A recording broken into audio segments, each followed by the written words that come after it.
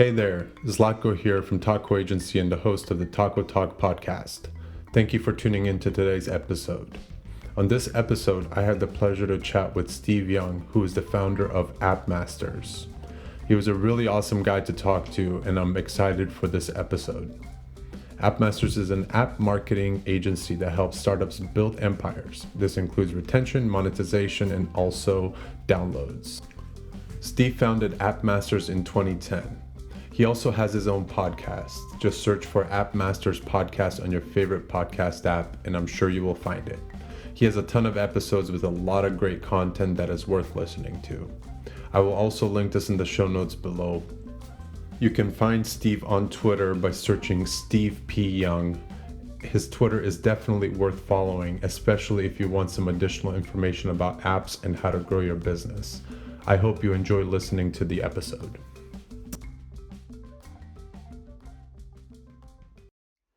Awesome. Well, Steve, welcome to Taco Talk podcast, my man. We just finished one of the podcasts for your podcast, so here we are, man. Thank you so much for being on today, and man, I think it's great that we got to connect after such a long time, and so why don't you give people a little bit of an insight into what you do at AppMasters, because I think it's pretty awesome what you do, man. Yeah, thanks, brother. Thanks for having me on, Z. So we're rebranding the website, but maybe hopefully by the time this comes out, the website will be rebranded. But essentially, we help app startups turn into app empires, and it's an app marketing agency that really focuses more on the holistic 360 view of the app space, not just downloads. So we help customers with downloads, retention, and monetization. We're seeing really good results on the conversion side because I feel like that's the thing that most app developers are missing. Everybody thinks about downloads so much and they forget about, okay, after the downloads, what's going to happen? But downloads is such an easy number. Like, we run businesses, so we always look at traffic, but it's kind of like, where are the sales? And you don't think about the sales, they just think about the traffic number. So Right. That's awesome, man. And so, how did you, where did your career kind of start? Meaning, what did you do before you did AppMasters? And then how did you come about to start, AppMasters, for example? Because I know there's always some sort of journey to get to where you are. I know I have my journey. So tell me a little bit about how you started, what gave you the idea, and man, I'd love to hear about that. Yeah, So all my career, I'll tell you, I'll just go back, right? I started my career Take it all the way back. All the way back. So I wanted to sell cassette tapes when I was in elementary school in like 6th grade. So I sold some like rap cassette tapes back then. So I always knew that I wanted to be an entrepreneur. And my first job out of college, and the way I got it, Z, was I found out the company is right next door to my parents' house. So I literally just drove over because I was sending resumes, right? This was 2004, sending resumes, not really hearing things back. And I was like, screw it, I'm gonna go over there and just drop it off. So I was like, hey, I'm applying for the job. Here's my cover letter. Here's my resume. I'd love to get it. And they ended up interviewing me and hiring me. One of the main reasons was because I went over there and I took that initiative just to be like, here's my resume, right? And so through that, that's where I learned a lot of different, dude, I did everything there, man. We were an e-commerce store selling computer parts, and we did everything from calling, like picking up phones, to selling, to customer support, to email marketing, to like updating the website. It was a Yahoo shop, so we updated the website with different products. To lastly, dude, like at 4 or 5 p.m. when the phones were sort of dying, we went to the warehouse and we just started packing. So we'd be there from like 8:30, let's say, to maybe 8 o'clock every single day. And I wasn't getting paid worth crap, right? And so after pretty much free work. What's that? Pretty much free work. It is, dude. It is. But after 9 months of that, I ended up quitting.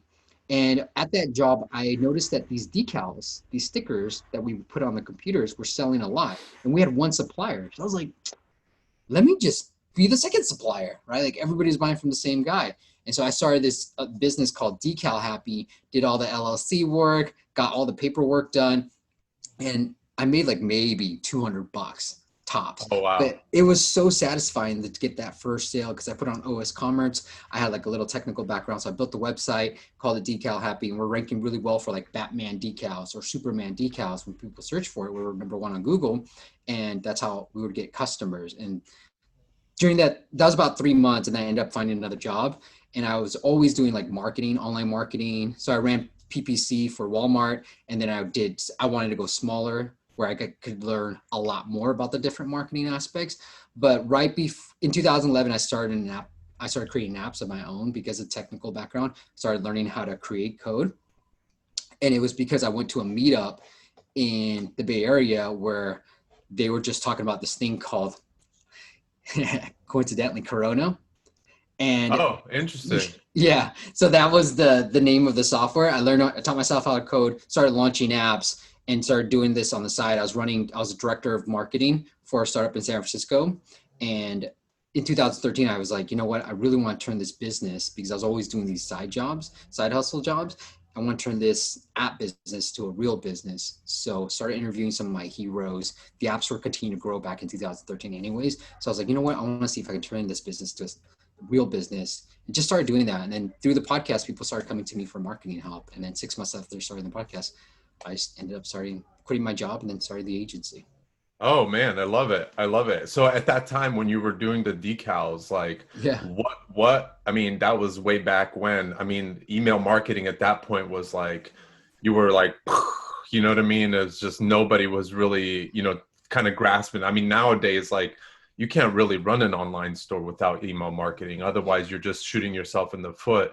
Yep. So where did you learn that? Like, what system did you use there at that time? And how did you learn, like, did you set up like drip campaigns? Like, what Yeah. was the kind of the No. flow? No, dude. So it was all through Yahoo, and I believe it was a Yahoo store that had it. And back then, it was 2004, so like email, people were still using email pretty heavily. It's not as spammy as it was today. And so I Right. was just like, we should be sending an email to our customers. Like every other e-commerce store is doing the same thing. Why are we not doing that? And so I literally just taught myself how to put together. I used some HTML, and so I used to use front page back in the day, and then I was like, oh, okay, let me utilize some of this skill set that I have. And then we started putting together email campaigns. So they're just like weekly newsletters of like top selling products.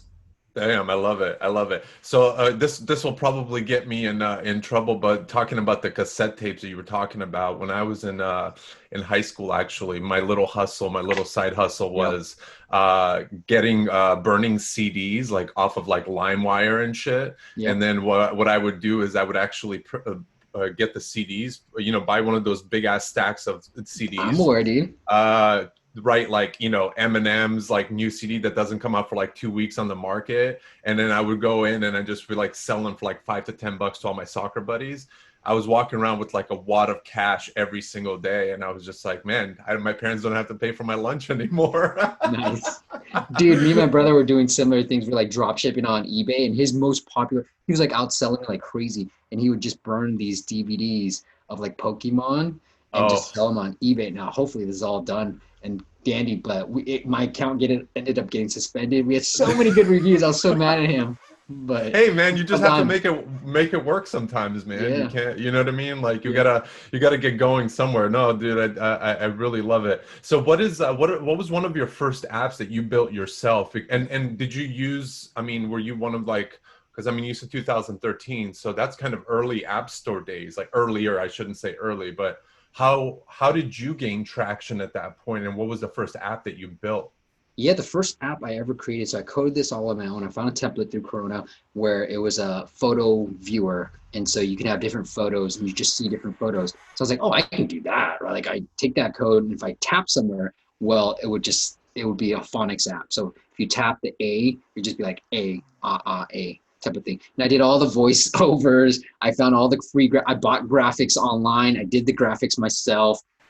I thought it looked great. And then I published to the App Store. And back then, Z, it was so easy. Like you just hit submit and you would get thousands of downloads like that. Apple would Oh just be like, wow. here you go. So they would start promoting all new apps because it was still fairly new back then. And so that's how I was getting the downloads. It was all through ASO, which is SEO for the App Store. But back then I didn't know crap. I just put like ABC, ABC go go, blah blah, and then just alphabet, and I just threw it up in there, and it ended up getting thousands of downloads. It was absolutely free though, but it gave me the bug, and I started making more apps. I made a paid app that ended up being the more successful app that I had, and I made it $199. It was sort of based off of it was another phonics app because my son was 18 months, so that's all I was thinking about: kids learning the Oh, nice. ABCs, and it was just based off another app, and started charging for it, and that's the app that started making more money off of that. Are Because any, are everything any else of was your paid. are any of your apps still on the App Store? No, I ended up selling the portfolio to another. So that first app ended up generating lifetime over 500,000 downloads, Oh, and nice. ended up selling that portfolio to another person on Flippa. Oh, nice. That's awesome, man. That's Yeah. really awesome. Did they approach you, or you just kind of went out of your way to like reach out to people? No, I just put it on Flippa. So Flippa.com. I sold it through that marketplace. Oh, nice. That's really awesome. That's really awesome. Yeah, the kid, I remember when those first like learning and kids like apps started rolling out, like Apple was so behind that. They were just wanting everybody to get on because, at that point they started releasing the iPad. So it was more like, oh, now we don't even have to have books. Now everything is on an iPad. And so that's really awesome, man. That's really, I mean, you were ahead of the game, obviously. I was always one of those people I was helping my buddy build. He had a web design business, and I was always helping him build. And I would always sit there and be like, "Man, we got to get on this damn app store, man! Like, people are Yeah. making buku of money here, you know." And so it was just one of those things where I was like, "We need to find something." And then we never did it, man. I didn't make my first app till a year and a half, 2 years ago. So it was just one of those things that I always wanted to do. So that's really awesome. So what is now that you're talking to a lot of these like I mean, obviously with your experience and stuff that you're talking to a lot of these new like app developers and people trying to gain traction, what is kind of that point of advice you're like, hey, these are the one or two or three things that you have to do in order to or you should do. I shouldn't say you have to do, because there's overnight successes. I mean, there's people who just post something and it's like boom, goes through the roof type of thing. But what are a couple of those things that you kind of advise people on in terms of, hey man, these are the three things that I would say are, if you're at the bottom level. Well, if you're trying to really make money through the Hmm. App Store, I would say do market research, right?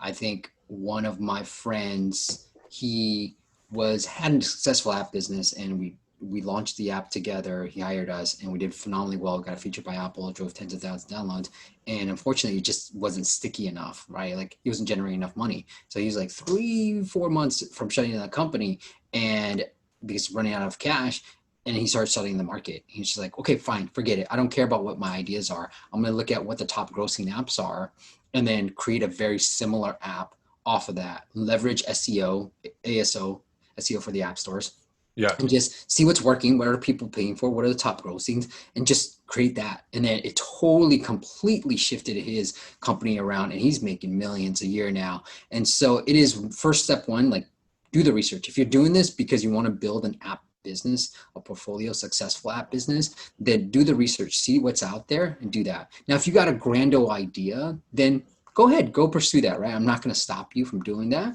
But I would Right. also say, like, don't don't go so quickly without at least validating it. On the web, it's so easy just to put a web page together through Right. WordPress or Lead Pages or ClickFunnels or whatever it is, and just to test the market. And I don't think with app developers, because the development costs are so high, they're not doing a lot of validation, product market fit. They just have these grandiose ideas, and they'll launch the app. And so it's really, if you want to study the market and create clone apps, you can do phenomenally well there. If you have a unique idea like an Airbnb or an Uber of the world, well, you got to Right. validate it and start slow, right? And what are Right. the key features? So don't go building a bloated app. Just start slow, like you would with I started my agency just putting a landing page up on my Right. website. Like, I wonder if anybody's going to fill this out. Right. Hopefully Right. people Right. do, right? And that's it. Right. And so it is like making sure there's a product market fit first, and then investing the 50, 100 grand that's probably going to take to build this app, depending on the idea, how big the idea is. Yeah. And do you see more across your table come like, those clone ideas, or are you looking at more people trying to get those like grandiose ideas out there, the Instagrams, for example? And to be honest with you, I mean, there was other picture sharing Yeah, ideas dude. before Instagram, but they just did it right with the filter. I mean, literally, it was just the filter that made the big difference. What attracted people to it. So, do you see more of like people trying to be like, "Hey, I can build a better calculator, or I can build a better photo view app, or whatever it is," or do you see more people trying to hit that, that unicorn? The unicorn, probably. Yeah, Really? because everybody has ideas, right? And everybody thinks their ideas are so grand and so big and so unique. And I think for what I've learned throughout the years too, maybe the third thing is your idea isn't as unique as you think they are. Like, there's very rarely do I come across somebody that I talk to that been like, "Hey, I got this idea. You want to sign an NDA?" I'm like, "Bro, I probably heard the idea already." Right? Like, it's ridiculous. So like, just tell me the freaking idea because I probably already heard of it, or I can tell you an app that already exists that does very similar to what you've done. And so, yeah, like yeah, Yeah, definitely. No, I completely, I kind of, I see both sides of it, and I see a lot of these duplications of apps and different things, and I'm always very, very curious in terms of, how, what they're doing. It's hard to download all of these apps and, all this other stuff, but like, I think it just comes down to obviously a lot of the marketing and all yeah. that. Now, let me ask you, what kind of app do you see? I mean, you said your buddy's doing really, really well with his app. Did he go from like a freemium type of model to a paid model, or did he just kind of go free and make his money like in-app purchases or something like that? What was the kind of the goal behind that? Yeah, I think what's trendy right now is subscription-based apps. And so, Right, especially on right, iOS, that's where most of the money. If you look at the top grossing, besides games, obviously, and even games are starting to have some subscription-based elements, but it's subscription-based apps. That's the way to go. And I'm not to say Z like just look in the app stores and just straight out copy it. Like, put your own unique spin on it. of All course. the big ones, right? Like Uber, well, taxis, they adopted it from the taxi model, and Facebook, we had Friendster back in the day. So it's always adopted from something else. So I'm not saying like straight copycat it, but like put a unique spin on it that Right. you can't see in anything else. But obviously, this type of app is making money. So this type of app has legs. People are willing Yeah. to pay for this type of app. Yeah, absolutely, absolutely. And to me, and what do you think it is? Like, what is that set apart point? Is it the branding? Is it the some sort of unique functionality? Like, how big? I'm a brand guy. Like, I love beautiful design. I love ease of use. But then I mean, I'm sometimes see some stuff and I'm like, damn, this sucks, but people are using it. Like, this is amazing to me, type of thing. So what do you see kind of that set apart point? See, I'm not a perfectionist. Like, if you look at my website, it's probably butt ugly. The design is off, the buttons are off. I'm more of a if it's good enough type of person because sometimes I if I keep thinking about a project and it's been in this like messy middle of like getting started but not completely finished, then I'm like, dude, I have to finish this thing. Otherwise, what the hell is it doing, right? Why did I Right. invest in this time? And so I think when people think of they see an app, they see like, oh man, it's making so much money, but I could do this so much better. They're forgetting that the app probably is good enough. Like Craigslist, for example, Right. right? It's good enough. It's solving a problem, and their marketing is stellar, and their funnel is probably stellar as well, right? Right. So like, if you think about all the meditation apps out there, you start using it, you're like, they're pretty much all the same, right? But now Right. you have to Right. understand how good is their marketing? What are they, how are they leveraging Facebook? How are they building then the brand like Calm and Headspace have done a really good job at? And now it's like, okay, now you can see why they have the tremendous growth. But are they uniquely different from any other meditation app? Sure, Calm can be because of all the celebrities they have, but like, for the most part, it's all pretty much the same. Right, right. And do you see more of the success going when people go iOS first and then Android, or vice versa? If your Android's great for downloads and iOS is fantastic for making money. So Android has a Interesting. way bigger reach, but especially if you're going to build a subscription-based app, you will find that you don't need as many users on iOS to make the same amount of money that you need on Google Play. And sometimes, dude, the numbers are insane. Like sometimes you need double or like 5x the downloads to make the same amount of revenue that you can get on iOS. So I Do would you say think iOS is probably more important. do you think that the new Apple sign-in feature has anything to do with that? Because they made it super easy. I just subscribed to like Babbel, for example, because I'm trying to learn Italian with my girlfriend, and Nice. they made it so easy. I mean, I spent like $30 within 2 seconds because I was like, oh yeah, of course I'm going to subscribe for 3 months. You just gave me, you know what I mean? Like they made it super easy. I didn't have to type in any info. It was like Apple sign in, Apple Pay, gone. Like it didn't, so seamless, like beyond seamless. I think so. I think it's a great move by Apple. Like I'm using that sign in more than I used to just use Facebook all the time. I didn't give a crap. But yeah, man, like Apple makes it was, I mean, it was always true. So like the revenue side, it's not like the sign in made a huge difference, but the fact that the payment is so seamless on iOS, but iOS users tend to have more money than Google, tend to be, like, so like Yeah. it's more of the iOS user. I mean, they're expensive phones, right? So it's more of the demographic of the iOS user. That's why the money is more generated on iOS.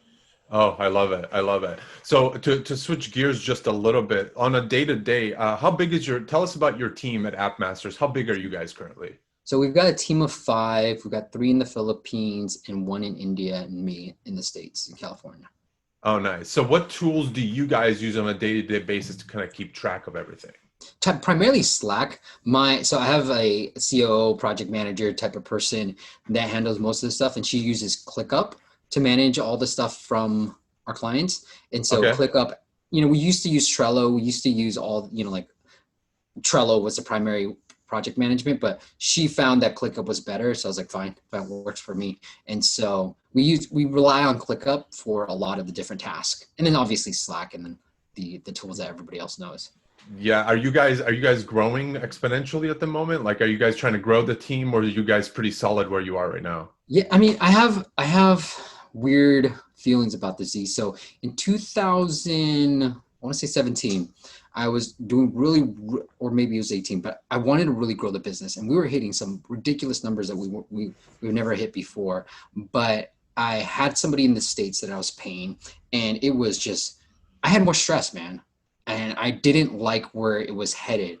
And so after all that, I cut all the services. So I was offering more services. We're just signing a ton of great clients. But at the same time, I was unhappy and I felt like more pressure on me. And so I'm pretty satisfied with where our revenues number. I wouldn't say we're exponentially growing. I just cut back on who we want to target, and the lifestyle and happiness, I have that as top priority rather than just looking at the revenue numbers. Am I able to support my family, and do we have a great life? Yes. And if that's clear and I'm happy doing this, because then back then I was just stressed out, and it was just like Right. complete burnout. And so I was like, you know what? I don't care anymore. I'm scaling this back. If I hit these numbers, great. That's a good month. And so what we're starting to do, and what we're seeing good traction, is really eliminate some of the pressures that come with running an agency and figure out ways that we can do a productized service for app marketing. And so we're seeing some really early good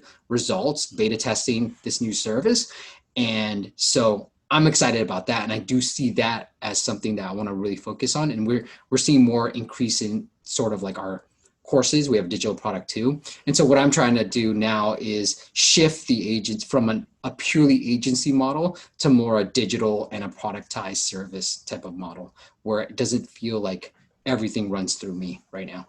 Yeah. Yeah. What is the product that you guys are working on type of thing? Or can you share any of that? Yeah, of course. So it's unlimited ASO. So that's it, right? Like, Oh, I'm, nice.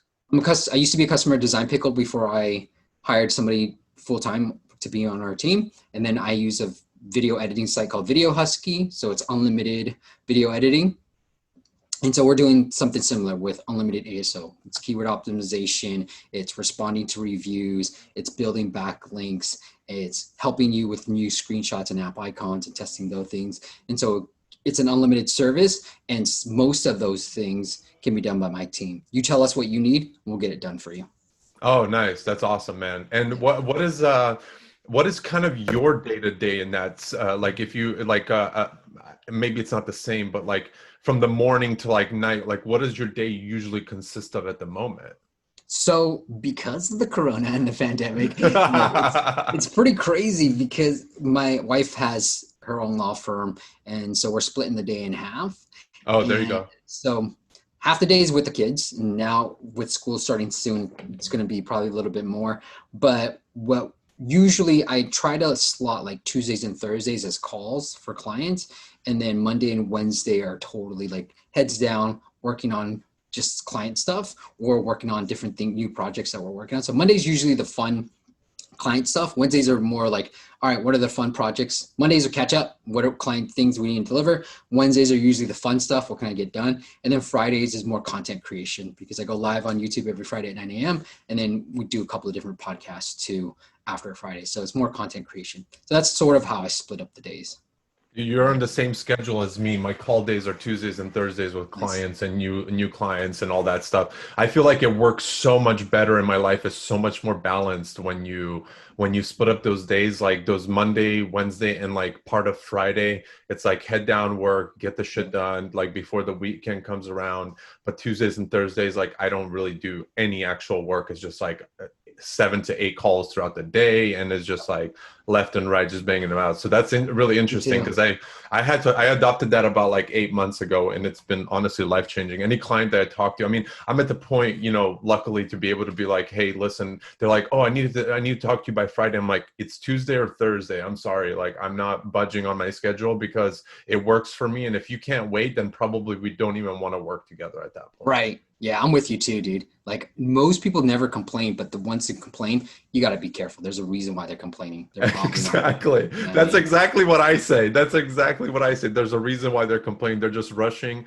and it's probably not going to be a good client for us. Yeah, it's never as urgent as they think that. It's, oh, Steve, we're gonna hire you. We're looking to hire somebody. Yeah, okay. You know what I mean? Yeah. Like you hear that all the time. Okay. Like yeah. I've also said like what I recently did was I put a budget in place. Like when you contact us.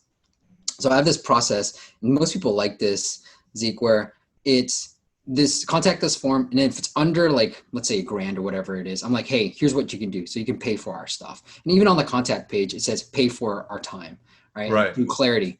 And I've got a ton of great reviews on Clarity. So I think it's another social proof angle. But if your budget meets the requirements, then after you fill out the form, it sends you to the calendar link.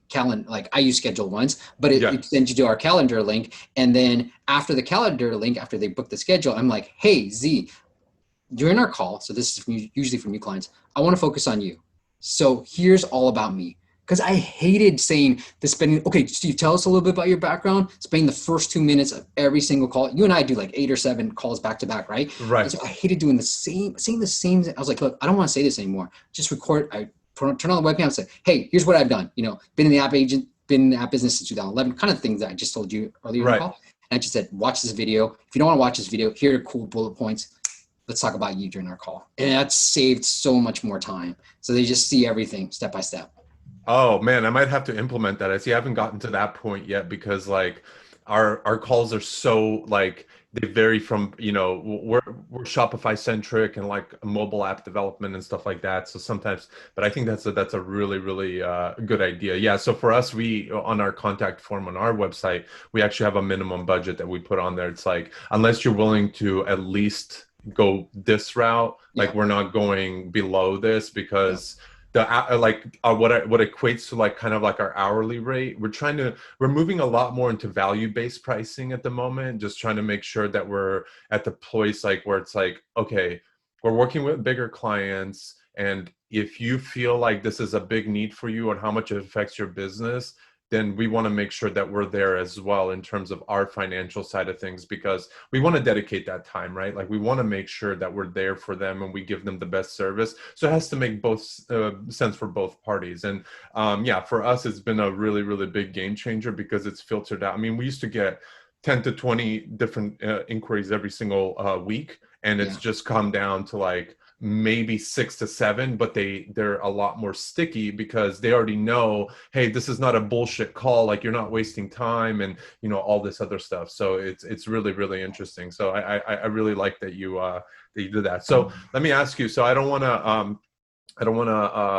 kind of go too long here because I know you obviously have stuff to do and all that. And I think it's just like super valuable, everything you shared. But what is like one thing across your career from the time you started selling cassettes to the time you're doing, what you're doing now with AppMasters? Like has there been like one lesson that you've kind of delegated to yourself throughout that whole process to say, hey, this is kind of stuck with me type of thing. And I've been carrying it through my entire career. Like you even said, balancing your life and making sure there's a lot less stress and different things. And obviously, I think you also have to go through stress to know what stress is and then to not want it anymore. So do you have that one thing that you kind of hold really dear to your heart? You say, I always kind of have this in the forefront of my mind. I mean, things change all the time, Z, but I think the one lesson that I try to tell myself every day is, forget the deadline. Because I think too many times, meaning like I have this quote that I wrote down from Russ, but it's all pretty much the same, but I just like what he said. Trust the what. Can I curse? Yeah, of Okay. course. Of Trust the course. what, fuck the when, never forget the why. And it's sometimes I get into this spiral of like, man, it's not happening fast enough, like, oh, I want to do X, Y, and Z. That's not happening fast enough because I'm always in like go, go, go mode. And it's sometimes like things will happen when it happens and you have to relax and not be like so go, go, go. And sometimes I feel like sometimes I have a lot of self-doubt in me too, because I'm like, dang, I should be bigger, or I should be doing this more. I should have more subscribers, more downloads, more blah, blah, blah. And then it's like, dude, you're fine. Like, chill out, right? And I have to tell myself to Yeah. chill out and be like, okay, this is good. Look at where you are. He also said in that book too, is like, would like 10 years ago or 12-year-old Steve be impressed by 40-year-old Steve right now? And it's like, yeah, he pretty much would. Like if I told 12-year-old Steve, like you have a business where you work half the day, you've got a great house, you got a great family, and you're doing what you love, like would you take that? It's like, yeah, I'd be extremely proud of that. So a part of it is just really taking it back and just being like, okay, being happy with where you're at. Yeah, absolutely, man. Absolutely. No, I really love that. Now, did you kind of schedule the way your team is and overseas and all this other stuff? Did you do that on purpose so that you could have the half a day type of thing, or was that just by accident type of thing? Yeah, exactly. I think when I'm going to sleep, they're doing a lot of this stuff because a lot of it I was doing a lot of it on my own when I first started. I had Of people course. part time, and then it was just like, oh, I'm doing too much. Like, I need to focus on the big stuff. What do I love doing? It's just creating content, doing these interviews. And that's if you get paid me just to do that alone, dude, sign me up. Right. And so, Right. how do I have a team that allows me to do just that? Do you ever feel like you're a blocker in any of the day-to-day work? Do you feel like you're holding anyone up when you're not around to answer some questions? Yeah, I do. But I think I have to I try to tell you just have to keep telling your team that like, hey, this is how you do it. Like there are things where I've delegated. One of your questions that you want to talk about is like delegating. What there are Yeah. things I delegated. I was like, there's no way they're going to be able to do this. But then I was like, be patient, create the content. So I was like, all right, I'm going to create it. I'm going to create a framework that they can hopefully follow. But then I also have to be patient that they're going to mess up during this framework. And so can we Right, go right. back and forth a lot to the point where now it's like, okay, they can pretty much do it. And so it's gotten to that point now with a few things that I just thought never would have happened. And so you got to be patient when you're trying to delegate, because if you're trying to rush it, they're not you. They don't understand everything as much as you do. You have to give them time. Sometimes, you obviously, in your gut, if it's too much time, they're never going to get it. But at the same time, like you have to make sure it sort of marinates a little bit for them too. What is the one thing that you delegated that you never thought that you would be able to delegate? Dude, so we help clients get featured by Apple, and then we have our unique process on it. But it takes, so we pretty much send a cold email out to an App Store Uh-huh. manager that we find, right? Usually I can find me an App Store manager. That's easy. And then we have to put together the pitch. So it's like we put together a presentation for Apple. What is that presentation going to say? We put together an email pitch. What is that email going to say? It's not like, dear sir, we are an app developer. Please feature Right. our app, right? Like it's like we try to do a little bit of homework, being like, hey Z, we love your Taco Talk podcast and we love SAC. Like we try to do a little bit of research. So I'm like, okay, do research on the person. Always lead with some type of rapport that is not so obvious.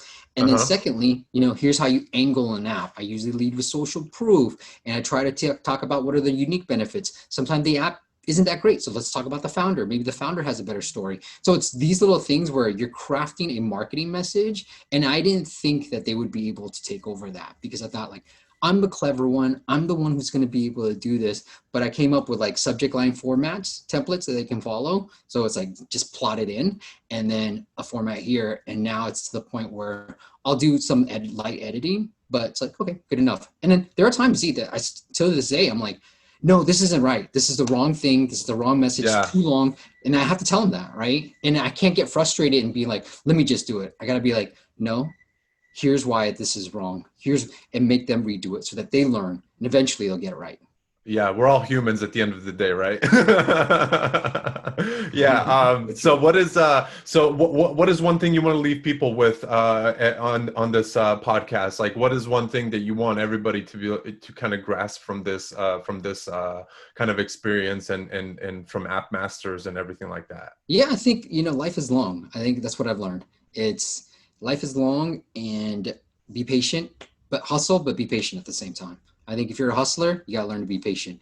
If you're not a hustler and you move things slow, hustle your butt off, man. So hustle, but be patient too.